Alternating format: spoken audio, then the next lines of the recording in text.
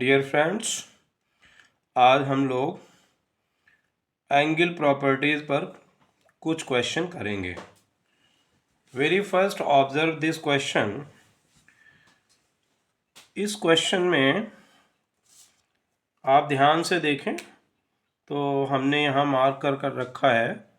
I have marked two angles. One angle is this y, another is x.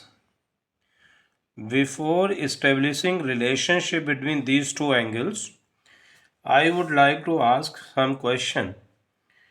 Very first question is angle subtended by arc. If I ask you angle subtended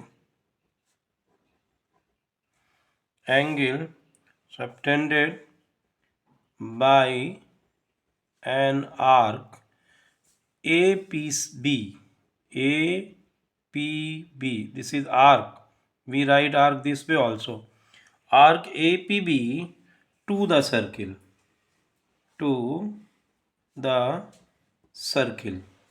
तो probably आप क्या answer देंगे? देखिए, ये जो arc है APB, ये जो आर्क APB है मार्क कर रहे हैं, ये आर्क APB सर्किल पर x डिग्री एंगल बना रहा है, या यूँ कह लीजिए angle ACB।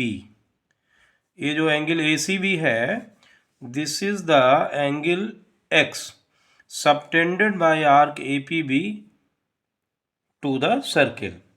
Now, another question here. If I ask you angle subtended by an arc, same arc APB, this arc, same arc APB to the center,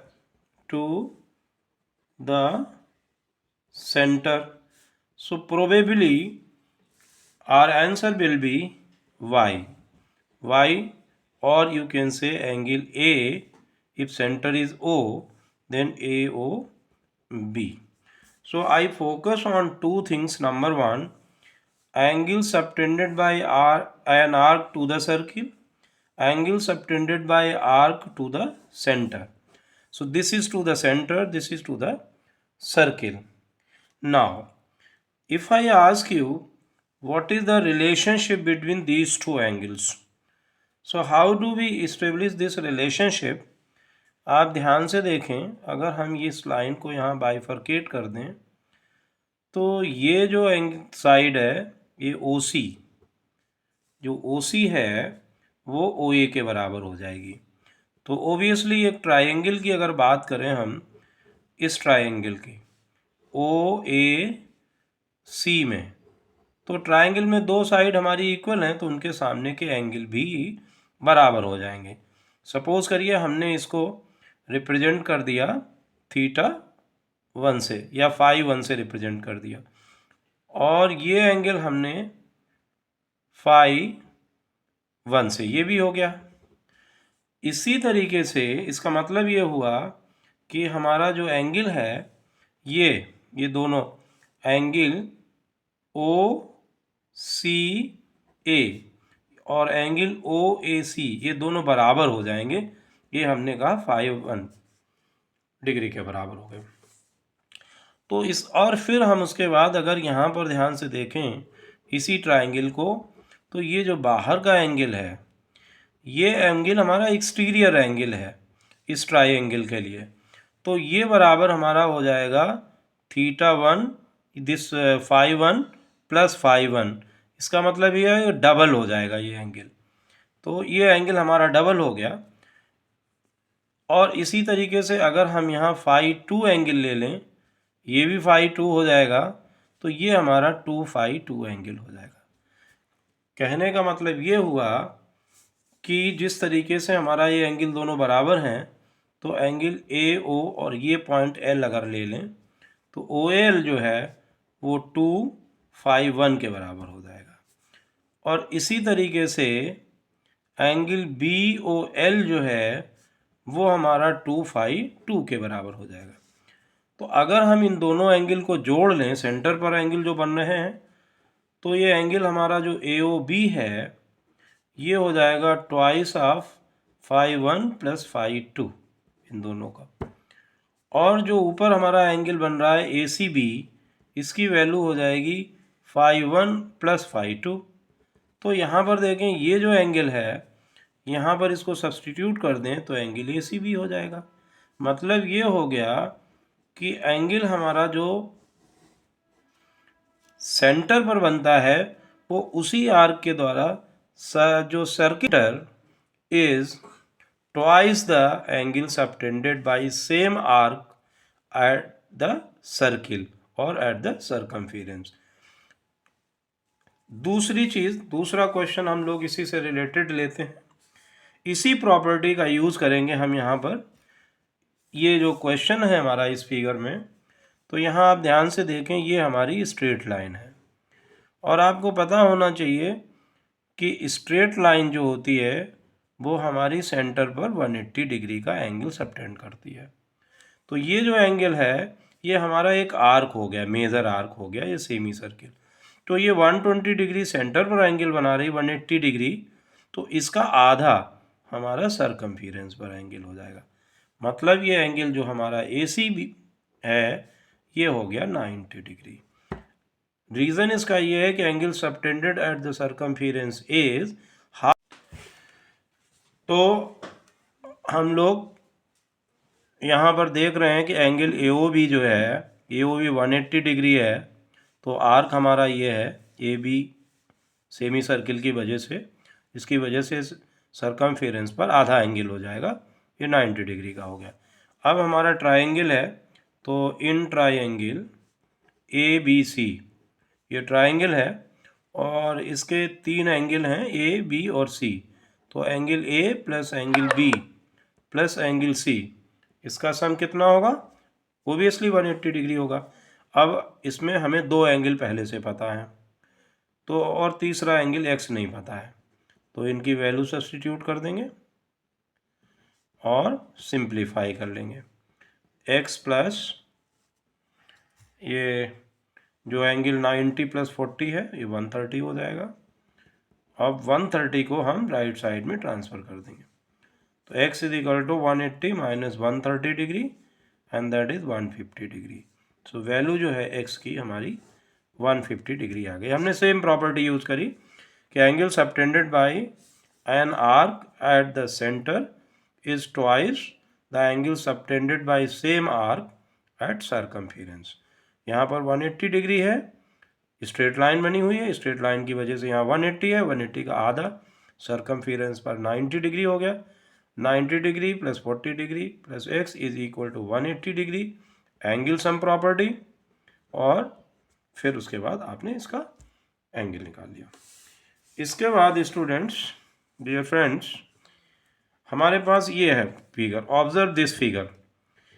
अब इस फिगर में हमारी जो रिक्वायरमेंट है, we want to find angle APB, तो we can mark this angle which we want to find, angle APB। We have learnt in this question relationship between this angle AOB and angle APB, but we do not know this angle AOB also. So very first step is to find this angle AOB. So now pay attention to the triangle OAB. Very first, in triangle AOB, in triangle AOB, what are OA and OB? Obviously OA and OB are radii of same circle। ये भी radius है और ये भी radius है, तो दोनों एक ही सर्किल की रेडियस है, तो रेडियस तो एक ही सर्किल की होने की वजह से इक्वल होंगी, रेडियाई ऑफ सेम सर्किल। तो जब ये रेडियाई ऑफ सेम सर्किल हैं तो ओबियसली इक्वल होंगी, और इक्वल होंगी तो ये आइसोसेलेस ट्रायंगल बन गया OAB। तो इसमें जो इक्वल साइड है उनके सामने के एंगल भी बराबर हो जाएंगे, तो एंगल OBA ये बराबर हो गया OAB के, और OAB आपका 70 डिग्री है, तो हम फिगर पर यहाँ मार्क कर देते हैं, ये भी 70 डिग्री का हो गया आपका। अब ट्रायंगल में 2 एंगल पता लग गए आपको, तो तीसरा एंगल जो AOB है ये हमारा हो जाएगा 70 के साथ, और अगला 70 है उसके साथ मिला के ट्राइंगल के अलग अलग 3 एंगल, तो इनका सम हो जाएगा 180। तो एंगल AOB प्लस 140, 70 प्लस 70 140, 180। अब इसको ट्रांसपोज कर दीजिए राइट साइड में। AOB is equal to 180 minus 140, that is 40 degree. This is 40. So this angle is 40 degree. Now obviously you can find here angle APB, that is half of the 40 degree, 1 upon 2 angle AOB, that is 1 upon 2 40 degree, and which is 20 degree. So this angle A, missing angle is 20 degree. This angle OOPR, this is given 30 degree. Using same property, this is a center, angle this side OP is equal to OR. These are the sides of radii of same circle. Radii of same circle. I repeat, ये जो है ये दोनों एक ही circle की radius है। एक ही circle की रेडियस होने की वजह से आपस में बराबर हो गई। और फिर अगर हम इस ट्राइंगल की बात करें OPR की, तो OPR में आपको दो साइड बराबर मिल गई, OP और OR। OP और OR बराबर मिल गई, तो इनके सामने के जो एंगल हैं, एंगल ORP और एंगल OPR, ये दोनों बराबर हो गए, ये दोनों हो गए 30-30 डिग्री के। तो जब ये 30-30 डिग्री के हो गए, 30-30 डिग्री, तो ये भी 30 डिग्री का हो गया इतना पार्ट। तो ये जो पार्ट है ये 30 डिग्री का हो गया। सिमिलरली ये दूसरा ट्राइंगल है, इन ट्राइंगल ORQ। तो ORQ में जो एंगल आपका ORQ आएगा वो किसके बराबर हो जाएगा, एंगल OQR के, और वो 15 डिग्री का है। तो ये आपका जो पार्ट है ये 15 डिग्री का हो गया। तो इधर का पार्ट 30 डिग्री का, इधर का पार्ट 15 डिग्री का हो गया। तो एंगल PRQ, तो PRQ हो गया 30 प्लस 15, 30 प्लस 15, 45 डिग्री। अब हमारी रिक्वायरमेंट क्या है, एंगल POQ। तो एंगल जो POQ है ये ट्वाइस हो जाएगा एंगल PRQ। ये पूरा एंगल हो गया यहाँ से, तो ये हो गया आपका 45 डिग्री का, और इसका डबल हमारा जो है वो 90 डिग्री का यहाँ पर हो जाएगा, क्योंकि ये सेंटर पर एंगल है। तो ये 2 × 45 और ये हो गया हमारा 90 डिग्री।